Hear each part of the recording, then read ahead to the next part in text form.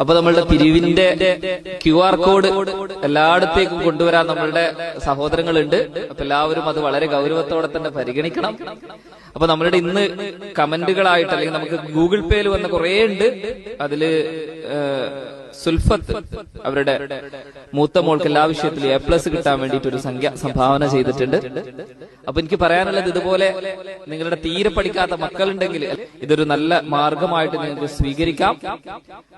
അടുത്തത് സയ്യിദ് മസൂദ്, അവരുടെ സുഹൃത്തിന് അബ്രഹാം ഖുറൈശി എന്ന് പറയുന്ന സുഹൃത്തിന് അവരുടെ ബിസിനസ്സിൽ ബർക്കത്ത് ലഭിക്കാൻ വേണ്ടിയിട്ട് ഒരു സംഖ്യ സംഭാവന ചെയ്തിട്ടുണ്ട്.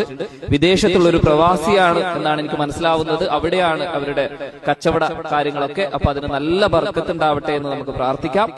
അപ്പം ആരും പിരിഞ്ഞു പോകരുത്. പൈസ തരാത്തവർക്ക് വേണ്ടിയിട്ടുള്ള പ്രാർത്ഥനയും അവസാനം ഉണ്ടായിരിക്കുന്നതാണ്.